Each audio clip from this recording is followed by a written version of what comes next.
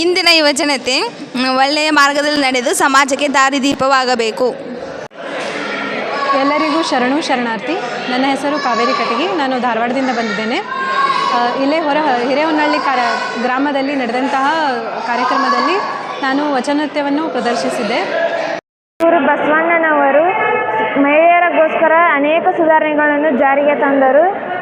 ಅದಕ್ಕಾಗಿ ಮಹಿಳೆಯರು ಅವರಿಗೆ ಯಾವಾಗ ಶ್ರೀ ಗುರು ಬಸವಣ್ಣನವರ ಧರ್ಮದ ಷಟ್ ಸೂತ್ರಗಳು, ಧರ್ಮಗುರು ವಿಶ್ವಗುರು ಶ್ರೀ ಬಸವಣ್ಣನವರು ಧರ್ಮ ಸಂಹಿತೆ, ಸಮಾನತೆ ಸಾರುವ ವಚನ ಸಾಹಿತ್ಯ, ಧರ್ಮ ಲಾಂಛನ, ವಿಶ್ವಾತ್ಮನ ಕುರುಹಾದ ಇಷ್ಟಲಿಂಗ, ಧರ್ಮಕ್ಷೇತ್ರ ಶ್ರೀ ಐಕ್ಯಸ್ಥಳ ಬಸವಣ್ಣನವರ ಐಕ್ಯಸ್ಥಳ ಕೂಡಲ ಸಂಗಮ ದೇವ, ಶರಣಭೂಮಿ ಬಸವ ಕಲ್ಯಾಣ, ಸುಕ್ಷೇತ್ರ ತ್ಯಾಗಭೂಮಿ ಉಳವಿ, ಧರ್ಮಧ್ವಜ ಷಟ್ಕೋನ ಸಹಿತ ಬಸವಧ್ವಜ, ಧರ್ಮ ಭಾಷೆ ಕನ್ನಡ.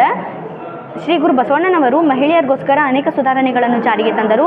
ಇವರು 21ನೇ ಶತಮಾನದಲ್ಲಿ ವಚನ ಸಾಹಿತ್ಯದಿಂದ ಸಮಾಜ ಸುಧಾರಣೆಗೆ ಶ್ರಮಿಸಿದ್ದಾರೆ. ಧನ್ಯವಾದ.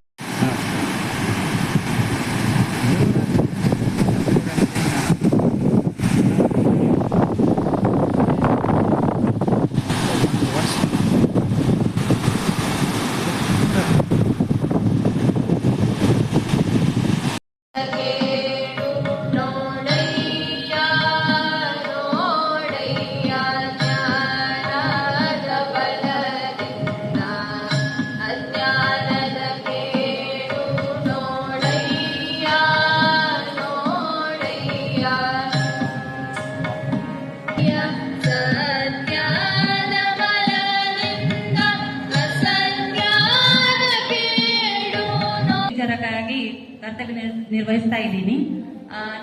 ನಾವು ನಮ್ಮ ಭಾರತೀಯ ಸಂಸ್ಕೃತಿಯಲ್ಲಿ ಈಗಿನ ಜನರೇಷನ್ ಅಲ್ಲಿ ನಮಗೆ ಹೆಣ್ಣು ಮಕ್ಕಳಿಗೆ ಮತ್ತು ಸ್ತ್ರೀಯರಿಗೆ ಮತ್ತು ಪುರುಷರಿಗೆ ಒಂದು ಸಮಾನತೆಯ ಅಧಿಕಾರ ಈಗಿನ ಕಾಲದಲ್ಲಿ ಇದೆ. ಶ್ರೀ ಗುರು ಬಸವಲಿಂಗಾಯ ನಮಃ. ಸರ್ವರಿಗೂ ಶರಣಾರ್ಥಿ.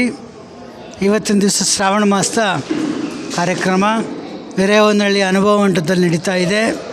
ಭಾಳ ವಿಶೇಷವಾಗಿರುವಂಥ ಕಾರ್ಯಕ್ರಮ. ಸುಮಾರು 28 ವರ್ಷಗಳಿಂದ ನಡ್ಕೊಂಡು ಬಂದಿರುವಂಥ ಈ ಒಂದು ಶ್ರಾವಣ ಮಾಸದ ಕಾರ್ಯಕ್ರಮ ಭಾಳ ವಿಶೇಷವಾಗಿ ನಡೀತಾ ಇದೆ. ಎಲ್ಲ ಶರಣ ಬಂಧುಗಳು ಆಗಮಿಸಿದ್ದಾರೆ. ಒಂದು ಬಸವಣ್ಣನವರ ಧರ್ಮ ವಿಶೇಷವಾಗಿರುವಂಥ ಧರ್ಮ.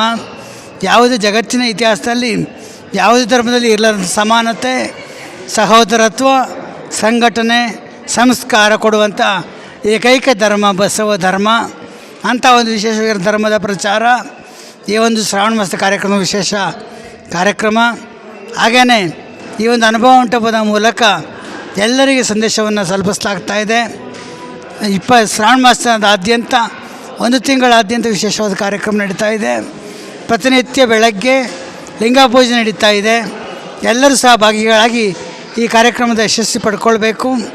ಅದೇ ರೀತಿಯಲ್ಲಿ ದೇವರು ಮಾಡಿರುವಂಥ ಈ ಜಗತ್ತು ಗುರು ಒಂದು ವೇಳೆ ಹಾಕಲಿಲ್ಲ ಅಂತಂದ್ರು ಸರ್, ನಮ್ಮ ಊರಾಗ 50-60 ವರ್ಷದಿಂದ ನಮ್ಮ ಶರಣಗಳವರು ಒಳ್ಳೆ ಕಾರ್ಯಕ್ರಮ ಮಾಡ್ಕೊಂಡು ಬರತ್ತಾರೆ ಸರ್, ಹಾಕ್ರಿ ಅಂತ ನಾನು ರಿಕ್ವೆಸ್ಟ್ ಮಾಡ್ಕೊಂಡು ಹಾಕ್ಸಿರ್ತೀನಿ.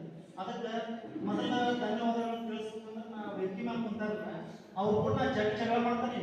ಆದರೂ ನಮ್ಮ ಅಣ್ಣಾರದಾರು ತಮ್ಮರದಾರು ನಮ್ಮ ಗುರುಗಳ ನೆನಪಂತ ನಮ್ಮ ರವಿ ಪಡೆಯರ್ ಸರ್ ಅವ್ರು ದೇವ್ ಕೊಡ್ತಾವ್ರೆ.